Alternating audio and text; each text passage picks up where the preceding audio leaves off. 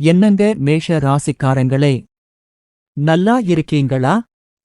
ஜூலை 2026 19 இந்த ஞாயிற்றுக்கிழமை அன்னைக்கு உங்க ராசிக்கு கணக்கு தப்பாம அப்படியே பச்சையா ஓப்பனா உங்ககிட்ட பேசிடுறேன்.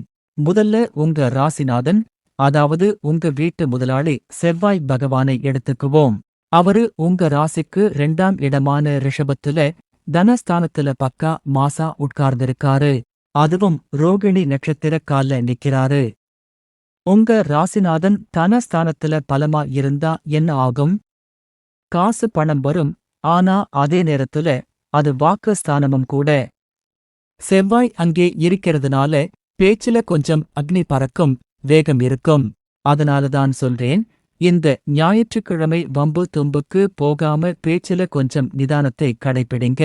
மத்தபடி காசு விஷயத்துல உங்களுக்கு கெத்துதான். அடுத்ததா 3ஆம் இடமான மிதுனத்துல புதன் பகவான் வக்கிர கதியில மாறி நிக்கிறாரு.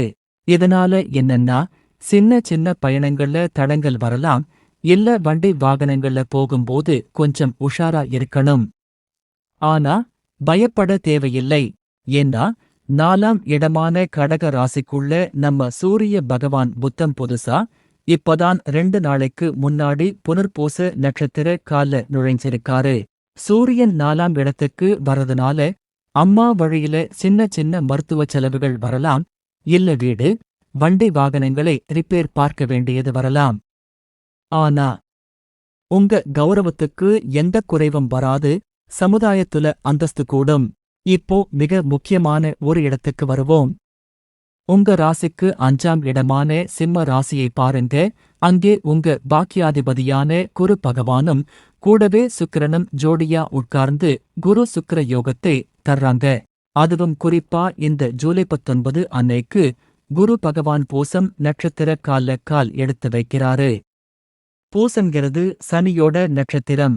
உங்க ராசிக்கு 10, 11 மைனஸ்க்கு அதிபதியான சனியோட கால்ல குரு நிக்கிறதுனால தொழில்ல, வேலையில ஒரு பெரிய திருப்புமுனைக்கு அஸ்திவாரம் போடுற நாள் இது. பூர்வ புண்ணியம் பலமா இருக்கிறதுனால இழுபறியா இருந்த காரியங்கள் எல்லாம் தானா நடக்கும். மனசுக்குள்ள ஒரு பெரிய தெளிவு பிறக்கும் பாருங்க. அப்படியே 7ஆம் இடமான துலாம் ராசிக்குள்ள சந்திரன் நுழையுறாரு. மனசுல ஒரு சின்ன நிம்மதி, நிதானம் பிறக்கும். ஆனா 11ஆம் இடமான கும்பத்துல ராகவும் உங்க ராசிக்கு 12ஆம் இடமான மீனத்துல சனியும் உட்கார்ந்து 7.5 சனியோட விரய சனியா ஓடிக்கிட்டு இருக்காரு. உத்திரட்டாதி நட்சத்திர கால்ல சனி நிக்கிறாரு. இதனால என்னன்னா, கைக்கு காசு வரும், ஆனா வர்ற வேகத்துல ஏதாச்சும் ஒரு சுப செலவோ இல்ல மெடிக்கல் செலவோன்னு காசை இழுத்துக்கிட்டே இருக்கும். சுருக்கமா சொல்லணும்னா, அன்னைக்கு தேதிக்கு கிரகங்கள் எல்லாம் உங்களுக்கு ஒரு பெரிய யோகத்தை கொடுக்க ரெடியா இருக்கு. ஆனா பேச்சிலும் காசு விஷயத்திலும் நீங்க கொஞ்சம் நிதானமா இருக்கணும்னு கணக்கு சொல்லுது. மத்தபடி உங்களுக்கு எல்லாமே ஏறுமுகம்தான்.